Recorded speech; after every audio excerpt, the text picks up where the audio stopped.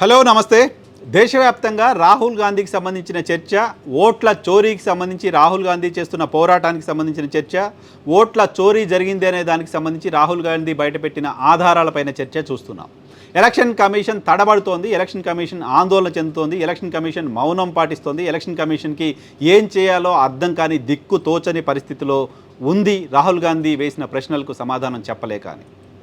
So Rahul Gandhi మహారాష్ట్రకు సంబంధించి, బెంగళూరుకు సంబంధించి, ఇతర రాష్ట్రాల్లో ఓట్ల చోరీకి సంబంధించిన డీటెయిల్స్ని ఎలక్షన్ కమిషన్ ఇచ్చిన డీటెయిల్స్ని బేస్ చేసుకుని ప్రశ్నిస్తూ ఉన్నారు. ఇంకా చాలా వివరాలు ఉన్నాయి, బయట పెడతానంటూ చెప్తూ వస్తున్నారు. సో రాహుల్ గాంధీకి సంబంధించిన చర్చ, రాహుల్ గాంధీ మాట్లాడిన మాటలపైన ఓ పాజిటివ్ చర్చ దేశవ్యాప్తంగా ఉంటే, ఆంధ్రప్రదేశ్కి సంబంధించిన వైఎస్ఆర్ కాంగ్రెస్ పార్టీ మాత్రం రాహుల్ గాంధీ పైన ఫైర్ అవుతోంది. రాహుల్ గాంధీ చేస్తున్న పోరాటం కన్వీనియంట్గా ఉంది, దేశం కోణంలో లేదు, తెలుగుదేశం కోణంలో ఉంది. జగన్మోహన్ రెడ్డి చెప్తున్న మాట, జగన్మోహన్ రెడ్డి చెప్తున్న దాని ప్రకారం, జగన్మోహన్ రెడ్డి లాజిక్ ప్రకారం ఆంధ్రప్రదేశ్లో కూడా ఓట్ల చోరీ జరిగింది. ఆంధ్రప్రదేశ్లో ఈవీఎంలకు సంబంధించిన అనుమానాలు ఉన్నాయి. ఆంధ్రప్రదేశ్లో కూడా పోలింగ్ అయిన రోజు ఓట్లకి, కౌంటింగ్ అయిన రోజు ఓట్లకి మధ్య వ్యత్యాసం ఉంది. ఆంధ్రప్రదేశ్లో కూడా స్పెషల్ ఇంటెన్సివ్ కేర్ పేరుతో, సర్ పేరుతో ఓట్ల చోరీనో, ఓట్ల యాడింగో జరిగింది అనే అనుమానాల్ని జగన్మోహన్ రెడ్డి వ్యక్తం చేస్తూ, ఎందుకు ఆంధ్రప్రదేశ్ వ్యవహారాల్ని, ఆంధ్రప్రదేశ్కి సంబంధించిన అక్రమాలపైన రాహుల్ గాంధీ ప్రశ్నించట్లేదు? కర్ణాటక గురించి మాట్లాడతారు, మహారాష్ట్ర గురించి మాట్లాడతారు, ఆంధ్రప్రదేశ్ ప్రస్తావన రాహుల్ గాంధీ ఎందుకు తీసుకురావట్లేదు? ఆంధ్రప్రదేశ్లో ఎన్డీఏ సర్కారే ఉంది కదా. ఎన్డీఏ సర్కార్ అంటే భారతీయ జనతా పార్టీయే కదా. భారతీయ జనతా పార్టీ ఈసీని మేనేజ్ చేస్తుందని కదా రాహుల్ గాంధీ ఆరోపణ. అటువంటప్పుడు ఈసీని మేనేజ్ చేసి ఆంధ్రప్రదేశ్లో కూడా ఎన్డీఏ ద్రోహం చేసింది ప్రజాస్వామ్యానికి అనే మాట ఎందుకు రాహుల్ గాంధీ నోటి వెంట రావట్లేదు అనేది జగన్మోహన్ రెడ్డి వేస్తున్న ప్రశ్న. నిజమే, రాహుల్ గాంధీ ఆంధ్రప్రదేశ్కి సంబంధించిన అంశాలపైన మాట్లాడలేదు. ఆంధ్రప్రదేశ్లో జరిగిన అక్రమాలకు సంబంధించి దేశవ్యాప్తంగా చర్చ ఉన్నప్పటికీ రాహుల్ గాంధీ ఇప్పటివరకు ఆ అంశంపైన మాట్లాడలేదు, స్పందించలేదు.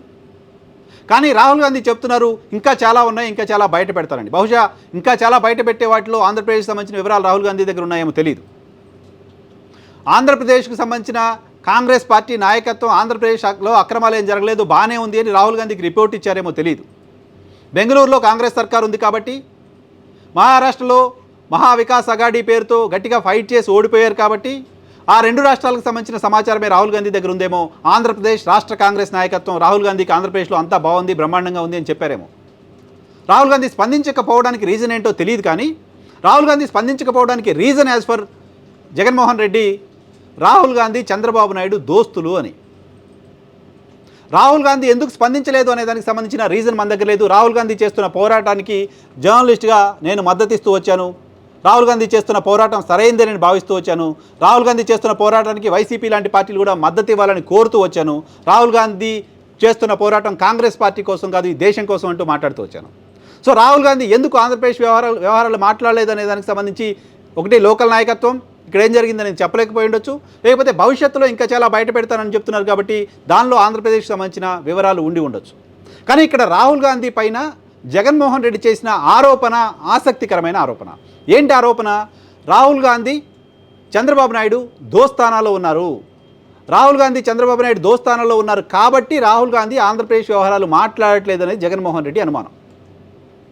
జగన్మోహన్ రెడ్డి అనుమానం నిజమేనేమోననే అనుమానం మనకు కూడా ఎలా వస్తుందంటే, మనం కూడా ఎలా అనుమానించవచ్చు అంటే, దేశవ్యాప్తంగా రాహుల్ గాంధీ ఓట్ల చోరీ అంశానికి సంబంధించి అణుబాంబు పేల్చి ప్రతి రాష్ట్రంలో దేశవ్యాప్తంగా మీడియాలో దీనికి సంబంధించిన ప్రకంపనలు కనపడుతుంటే, భారతీయ జనతా పార్టీ ఏం చేయాలో దిక్కుతోచని పరిస్థితిలో ఒకరిద్దరు నాయకులు మాత్రం పైకి మాట్లాడి తప్పించుకుంటుంటే, ఎలక్షన్ కమిషన్ మొహం చాటేస్తుంటే, భారతీయ జనతా పార్టీని కాపాడడం కోసం భారతీయ జనతా పార్టీ కూటమిలో నాయకులు అష్టకష్టాలు పడుతూ ఉంటే, భారతీయ జనతా పార్టీ నేతృత్వంలోని ఎన్డీఏలో పార్ట్నర్గా ఉన్న చంద్రబాబు నాయుడు ఇప్పటివరకు దానిపైన మాట్లాడాల. రాహుల్ గాంధీ మాట్లాడింది తప్పు అనే మాట చంద్రబాబు నాయుడు నోటి వెంట ఈ క్షణం వరకు రాలేదు.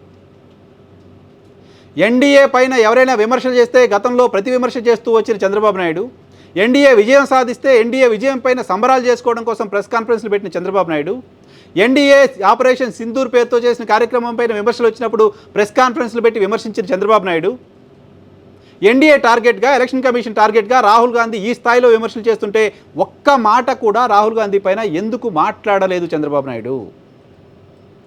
ఒక్క విమర్శ కూడా రాహుల్ గాంధీ పైన ఎందుకు చేయలేదు చంద్రబాబు నాయుడు? భారతీయ జనతా పార్టీని ప్రసన్నం చేసుకోవడం కోసం ఉండే ఏ చిన్న అవకాశాన్ని వదులుకొని చంద్రబాబు నాయుడు, భారతీయ జనతా పార్టీకి ఆనందం కలిగించే ఏ చిన్న అవకాశాన్ని వదులుకొని చంద్రబాబు నాయుడు రాహుల్ గాంధీని విమర్శించడం ద్వారా భారతీయ జనతా పార్టీని ఎక్కువగా సంతోషపెట్టడానికి అవకాశం ఉన్నప్పటికీ ఆ దిశగా ఎందుకు ఆలోచన చేయలేదు? రాహుల్ని ఒక మాట అనే ప్రయత్నం కూడా ఎందుకు చేయలేదు? అంటే జగన్మోహన్ రెడ్డి అనుమానం నిజమేనా? చంద్రబాబు నాయుడు రహస్యంగా రాహుల్తో కూడా ప్రేమాయణం నడిపిస్తున్నారా? చంద్రబాబు నాయుడు రేపొద్దున అవకాశం ఉంటే కాంగ్రెస్తో కూడా లైజన్ కాంగ్రెస్తో కూడా మంచి సంబంధాలు మెయింటైన్ చేయాలని అనుకుంటున్నారా? దానిలో భాగంగానే రాహుల్ చేసిన విమర్శలపైన ఎక్కడ నోరెత్తట్లేదా అనే అనుమానం మనకు కలుగుతోంది. జగన్మోహన్ రెడ్డి ఈ ప్రశ్న రైజ్ చేసిన తర్వాత ఒకసారి చెక్ చేస్తే ఓట్ల చోరీ అంశంపైన ఆంధ్రప్రదేశ్కు సంబంధించిన పార్టీల రియాక్షనే లేదు. దాంతోపాటు ఆంధ్రప్రదేశ్కు సంబంధించిన పిసిసి అధ్యక్షురాలు తెలుగుదేశం పార్టీ ఎజెండానే మోస్తున్నారు లాంటి ఇంప్రెషన్ ఆంధ్రప్రదేశ్ రాజకీయాలను గమనిస్తున్న వాళ్ళకు ఉంది. ఆమె పైన అనేక మంది రాష్ట్ర కాంగ్రెస్ నాయకులు అధిష్టానానికి ఫిర్యాదు చేసినప్పటికీ ఆమె కోరిన వాళ్ళని, ఆమె కావాలనుకున్న వాళ్ళనే ఇటీవల వర్కింగ్ ప్రెసిడెంట్లుగా పార్టీకి సంబంధించిన పొలిటికల్ అఫైర్స్ కమిటీలోనూ నియమించింది కాంగ్రెస్ పార్టీ అధిష్టానం. అంటే ఆమె మాట్లాడుతున్న మాటలకు ఆమె తెలుగుదేశం పార్టీ ఎజెండానే మోస్తున్నారని సొంత పార్టీ నేతలు చేసిన ఫిర్యాదులను కూడా పట్టించుకోకుండా ఆమె చేస్తుంది సరైనదేనని అధిష్టానం ఎండార్స్ చేసినట్లుగా కనపడుతోంది. అలా ఎండార్స్ చేయడం ద్వారా చంద్రబాబు నాయుడికి కాంగ్రెస్ అధిష్టానం మద్దతు ఇస్తుందా లాంటి ఇంప్రెషన్ కలుగుతోంది. ఇలాంటి ఇంప్రెషన్ కలిగేలా మరో ఘటన ఏంటి అంటే మాణిక్యం ఠాకూర్. ఆంధ్రప్రదేశ్ రాష్ట్ర కాంగ్రెస్ వ్యవహారాల ఇన్ఛార్జిగా ఉన్న మాణిక్యం ఠాకూర్ ఆంధ్రప్రదేశ్లో జగన్మోహన్ రెడ్డి ముఖ్యమంత్రిగా ఉన్నారని భావిస్తున్నారేమో అని అనిపిస్తుంది ఆయన ఇటీవల చేసిన వరుస ట్వీట్లు చూసినప్పుడు. ఏడాది పైగా కాలం గడుస్తోంది ఆంధ్రప్రదేశ్లో కూటమి సర్కారు వచ్చి. కూటమి సర్కారు ఎన్నికల్లో ఇచ్చిన హామీలు అమలు చేయలేదు లాంటి ఇంప్రెషన్ ఉంది. చాలా హామీలు అమలు చేయలేదు, ఇప్పుడు ఇంకొన్ని హామీలు అమలు చేస్తారో లేదో తెలియని పరిస్థితిలో ఉంది. కానీ వాటిపైన విమర్శలు చేయడం కంటే అవకాశం దొరికిన ప్రతిసారి ఆంధ్రప్రదేశ్లో వైసీపీ పైన విమర్శలు చేయడానికే ఎక్కువ సమయాన్ని వెచ్చిస్తున్నారు మాణిక్యం ఠాకూర్.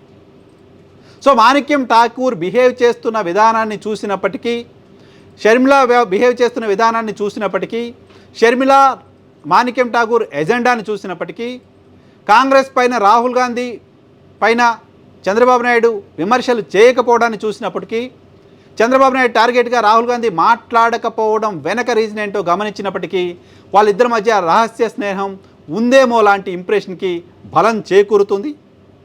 సో గతంలో కాంగ్రెస్తో కలిసి 2019 ఎన్నికలకు ముందు జాతీయ స్థాయిలో చంద్రబాబు నాయుడు కలిసి పనిచేశారు.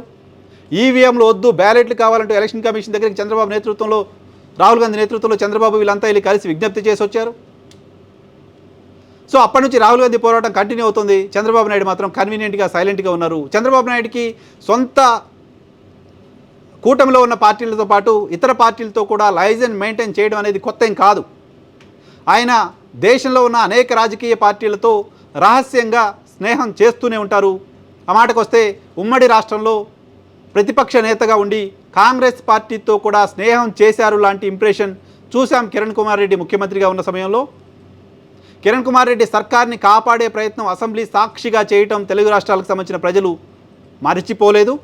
కాబట్టి చంద్రబాబు నాయుడు అటువంటి రహస్య స్నేహం చేయడానికి సంబంధించిన ఆస్కారం ఉన్న నేపథ్యంలో జగన్మోహన్ రెడ్డి చేసిన వ్యాఖ్యలు రాజకీయంగా ప్రాధాన్యత సంతరించుకున్నాయి.